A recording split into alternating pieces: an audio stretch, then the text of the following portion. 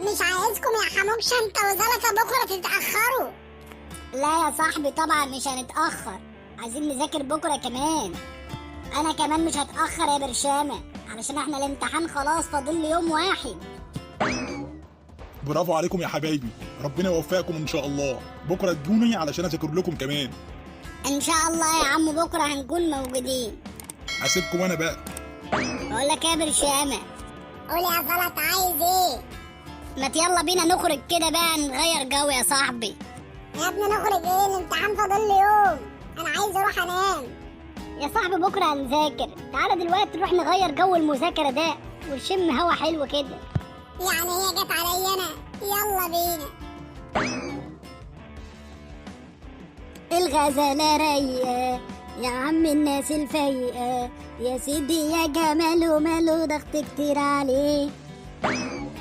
مساء الروقان يا ام برشامه. يوه خضتني يا حاج مش كده. الف سلامه عليكي من الخضه يا حاجه.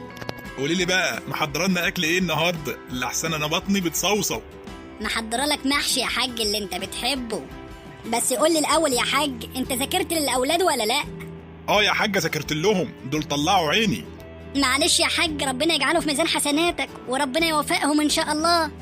والله ربنا يسهل يا حاجه، طول السنه بصرف على برشامه دروس وكتب خارجيه وكل اللي هو محتاجه، وربنا يسهل بقى ويوفقه. معلش يا حاج، ان شاء الله ربنا هيوفقه هو واصحابه كمان. ان شاء الله يا حاج، انا امل في ربنا كبير. عايز الواد ربنا يسهل له ان شاء الله ويطلع دكتور.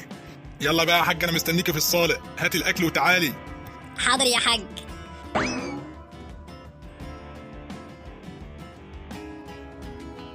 تسلم ايدك يا حاج على الاكل الجميل ده والله. بألف صحة وهنا يا حاج.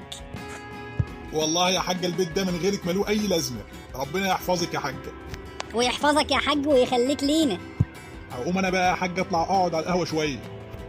تمام يا حاج، بس ما تتأخرش علينا. عينيا حاضر. مش كفاية كده يا رجالة وانا نروح عشان خاطر ننام ونصحى بدري بكرة؟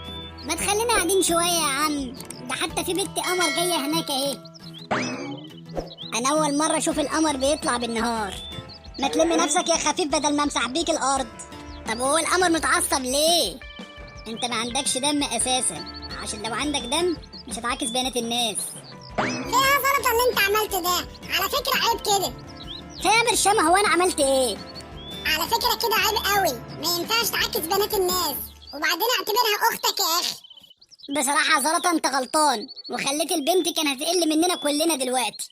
وزي ما قالك برشامة يا اخي اعتبرها زي اختك، ده انت اللي تشوف اللي يعاكسها تضربه.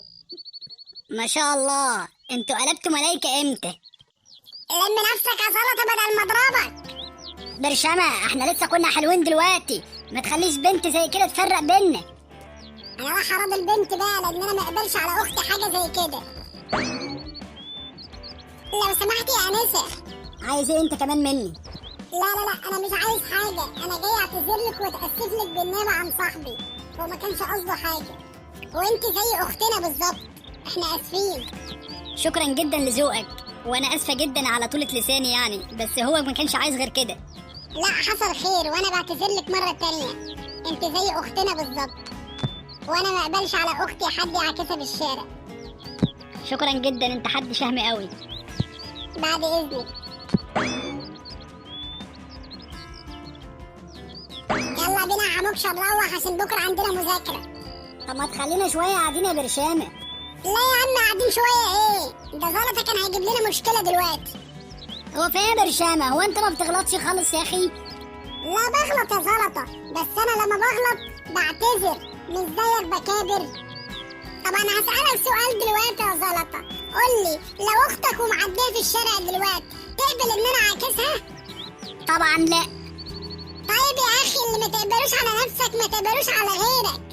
خلاص يا برشامة انت وحموكش، انا اسف ليكم، مش هيحصل كده تاني، وانا دلوقتي عرفت غلطي. المسامح كريم يا زلطة، بس اللي احنا عايزين نفهمهولك اللي انت عملته ده ما ينفعش، واحنا هنا بننصحك بما انك اخونا يعني. انا مروح يا رجالة. حموكشة هو برشامة كده زعل مني؟ لا ما اعتقدش، برشامة قلبه ابيض وما بيشيلش من حد.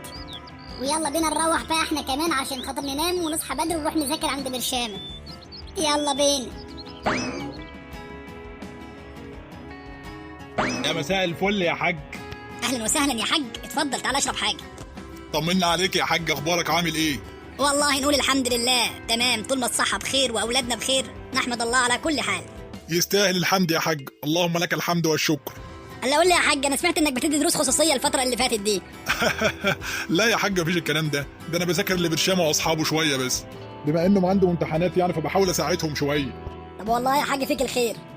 ابنك حموكشه معاهم برضه؟ طيب مش هوصيك على حموكش ابني بقى. لا ده حموكشه ابنك ما شاء الله عليه شاطر، يعني ما شاء الله بيذاكر كويس.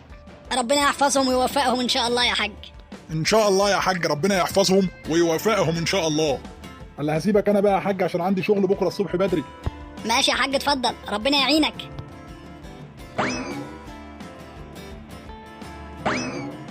مساء الخير يا حاجه.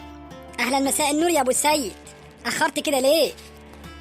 والله كنت قاعد مع ابو حموكشه شويه. هو الواد برشامه لسه ما جاش ولا ايه؟ لا لسه يا حاج. طب ده انا قايل له ما تاخرش عشان تنام بدري وبكره اذاكر لكم انت واصحابك. تلاقيه زمانه جاي دلوقتي يا حاج. يلا يا برشامه روح نام يا ابني عشان تصحى بدري بكره. حاضر يا بابا.